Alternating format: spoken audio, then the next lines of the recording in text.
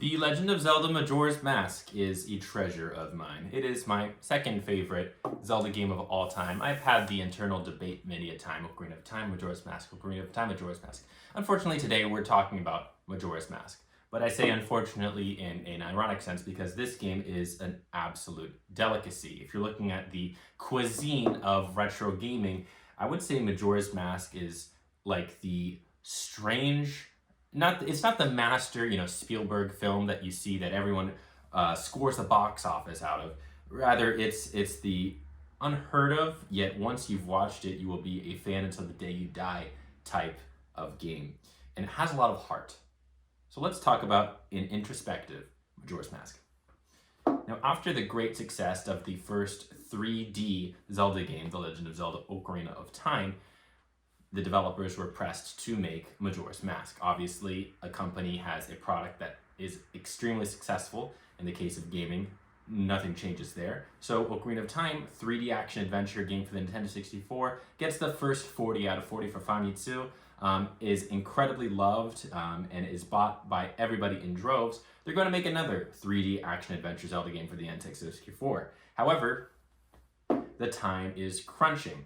Nintendo 64 was towards the end of its life, around 2000, which is when this game came out, and somehow they were able to develop the entirety of this game in under a year. Obviously, this game came out in 2000, Ocarina of Time came out in 1998, 2 years, right? Well, obviously the time to create the storyboards, create the gameplay, come up with the concepts, come up with the idea, actually develop, actually bug test, actually quality assurance test, and do everything, and then be able to release and have customers buy and play this game. Yeah, it's under a year of development time. So how do they get that there? And an obvious criticism that this game has been levied by, I would say, uncultured people would say, well, they're just rehashing Ocarina of Time. It's just Ocarina of Time remade for another game just to sell it out. They're reusing all the same assets, partly true. They're reusing all the same items, partly true, right? And so it's just something they just rushed out to create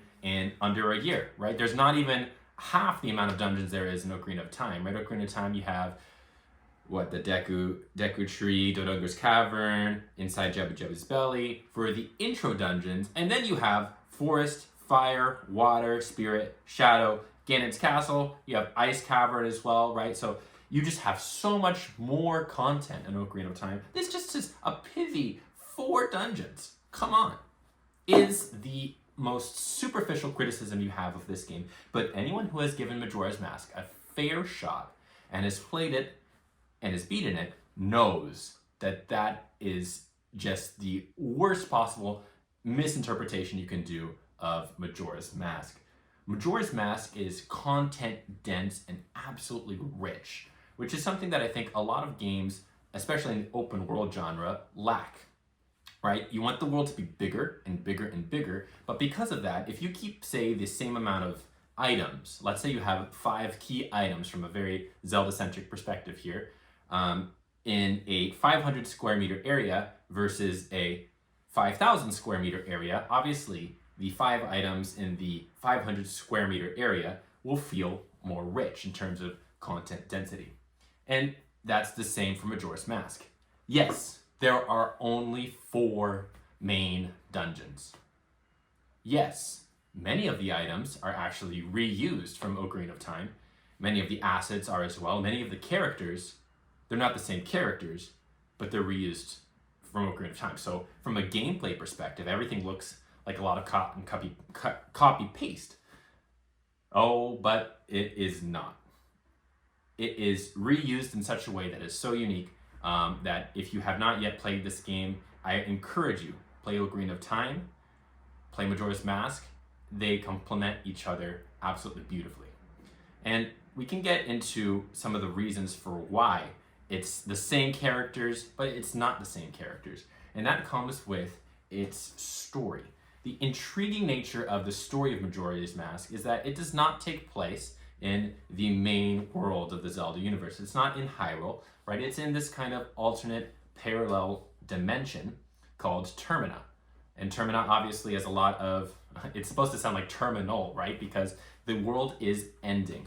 It is a world on the verge of apocalypse by some supernatural, absolutely ominous mask relic called Majora's Mask.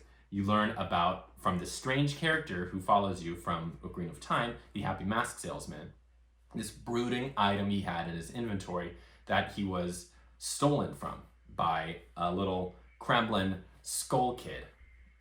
Probably didn't, he probably grew up without video games and Zelda games and love, so that's why he runs around stealing stuff. But he stole the Majora's Mask, which gave him these strange eponymous powers from eons previous. I don't know why, the Happy Mask Salesman was holding on to that item, and he can also pull out an organ out of his hat, but he used that and basically made it so that the world is going to collapse in 3 days. The moon is literally going to fall on Termina in 3 days. So what are you supposed to do to stop that? You have to gather the energy, the power of these 3 spirits who protect Termina. And to do that, you have to go to each of the areas and, stop a curse or what have you, save this area, purify this swamp, all these different, trials and tribulations Link must go through to actually get these Oath Keepers. Oath to Order is the name of the song that calls them together, and stop the moon from falling. And once you stop the moon from falling, then you can confront Skull Kid, but in reality confront the evil lurking within Majora's Mask. So that is the story in a very, very condensed nutshell. But so why then do we see the same character models and character sprites from Ocarina of Time in this new world? Well, part of the strange and odd nature of Termina is that it is kind of a mirror of Hyrule. And so being in a parallel dimension, you see the same person, a doppelganger almost, but with a different name, a different story, a different background.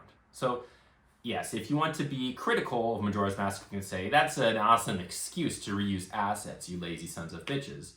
But you can also embrace the storyline and understand it as a cool way to look at kind of a dark underbelly of a game and a universe to give more depth and richness to it. And if anything, I think, the real Ocarina of Time copycat wannabe was Twilight Princess. Please hate me in the comments as much as you will. This game is unique, and this game is brilliant for that reason. We talked about items and what makes items interesting as well. And when we get into the topic of modern Zelda games, i.e. Breath of the Wild and Tears of the Kingdom, versus these type of era of action-adventure, more not open world Zelda games is, well, there is actual importance to the items. And not just with Zelda games of late, but also a lot of RPG and open world games of late, you get items, they degrade, right? Now, we don't just see enshittification with our products in the real world, we're seeing it in modern games as well. With, you get a sword, it has a certain amount of durability, and then you use it up.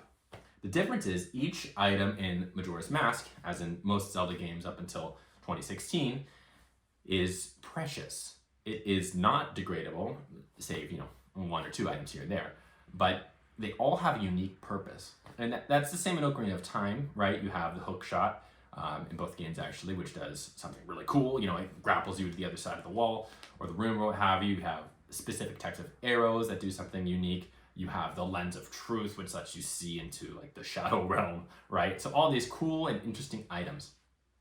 But it doesn't stop at the items with Majora's Mask. It gets into the core gameplay element, which is the masks. And you start by being cursed into a Deku Scrub. So you literally have an entire new body, and with that entire new body, entire new abilities, right? Deku Scrubs can do something that Hylian boys can't, which is jump into flowers and fly into the air, and also spit out projectiles like a Deku Scrub from the Zelda franchise. And it doesn't stop there. You can also turn into a Goron and do this really cool roly-poly, fiery, schmiery action. And you can turn into a Zora and swim like a Bamf. And you can also turn into, well, I'll save that part to the end. But with these transformation masks, you have so many new versatile skills, something that is never seen in any game up until this point from the Zelda franchise from, NES Zelda 1 until Majora's Mask. And frankly, I don't really think there's been a Zelda game since that has done as much quality and quantity and diversity of transformation. Sure, you have Wolf Link from Twilight Princess, you know, and I'm just trying to scratch my head. You know, you have the boat versus on land with Wind Waker. That's kind of a transformation. Or the train versus the non-train with Spirit Tracks, or the sky flying versus the non-sky flying with Skyward Sword. But most of the time you're just, you know, good old Link. And most of the time, if you're not good old Link, it's not too crazy. This game is just craziness all throughout.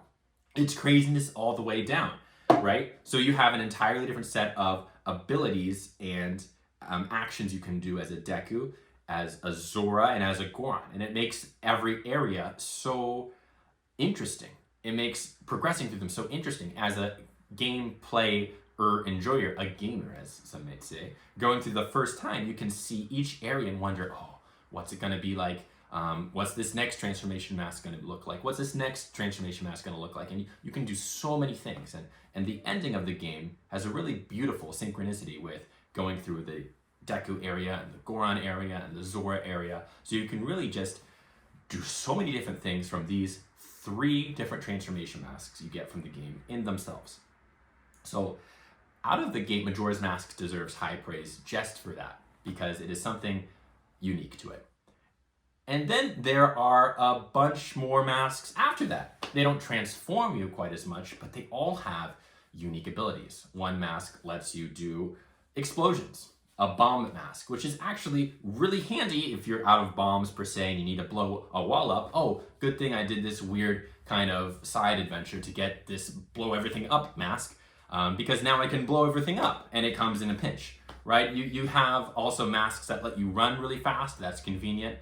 You have masks that let you, lead a bunch of chickens to follow you. Maybe that's a little more niche of a use case. But the point is that there's all these different flavors and colors you can enjoy. The side quests in Majora's Mask are the absolute best in the Zelda series. I don't think there's a single game with more side quests that are as interesting and as impactful and feel as valuable as there are in Majora's Mask. And yes, I am including the modern Switch, Wii U Zelda games, because yeah, there's a much more side quests and much more RPG mechanics, but in the end, the items are degradable. The armor sets, I heard this argument from another video I made, right? Well, there's armor sets in Breath of the Wild and Tears of the Kingdom. There's armor sets, they're so unique. It's like Mask to Majora's Mask. The armor sets' unique attributes are like, you get some stat bonus, right? It's like Final Fantasy. It's like an RPG, right? You can swim a bit faster or something like that. The unique attributes of the masks, first of all, you can transform into entirely different races of species within the world. That's just point one. And then even for the non-main masks, they all do something actually unique, right? It's not just you're slightly stronger, you're slightly resistant to the cold. No. They all do something actually unique and exciting, right? In a way that doesn't really, touch my feely-feelies in the same way that it's like, oh yeah, +3 frost resistance, cool. So that's my thought on the richness of the items, the richness of the gameplay, and the richness of the world of Majora's Mask. And I haven't even talked about the story of this game, right? It goes through the cycles of grief. And that's the primary point of this game, is that Link is going through grief, right? You can look at the 5 different stages of grief. You have anger, which is reflected by the mannerisms of the Deku Palace and the angry Deku King who wants his Deku Princess back. Man, I just said Deku like 20 times. You have the bargaining. If only I could, part of grief, right? Going through not Darmani, but the other guy, I'm forgetting the name right now, excuse me, the Goron tribe, and all of his is shoulda, coulda, wouldas. And then you have the depression, right, with the Zora and everything, and you finally get to acceptance. You finally get to acceptance with the Ocairna, and so it's all right there, right? It's this beautiful metaphor brought out through all of the different magical parts of the Zelda mythos and the lore. And of course, there's so much to the mythos and the lore brought from Majora's Mask, right? You learn about the goddess of time. What is this goddess of time? It's not really mentioned as much in other parts of the Zelda mythos, right? You don't even see Zelda in this Legend of Zelda except in a flashback. And then all of the world building that you see from the Happy Mask Salesman, right, about this eponymous mask, and the strangeness of just the whole game in general, right, is something like the aliens that don't have a name except for them, right? There's just something so rich and mysterious and string pulling about this game. It's why that there is a creepy pasta, excellent ARPG series, Ben Drowned, based off of it, that it could exist because of how rich this game is. So yes, it only has 4 dungeons. Yes, it reuses probably 90% of the assets from Ocarina of Time. But is it a ripoff? Is it a waste of money? Is it a waste of developer time? Absolutely not. This game is an absolute treasure. As of 2026, recording this video, if you haven't played it yet, there's a reason that this 30-year-old guy is talking about this 26-year-old game. It's because it's fucking good, okay? So if you haven't, give it a play and tell me what you think.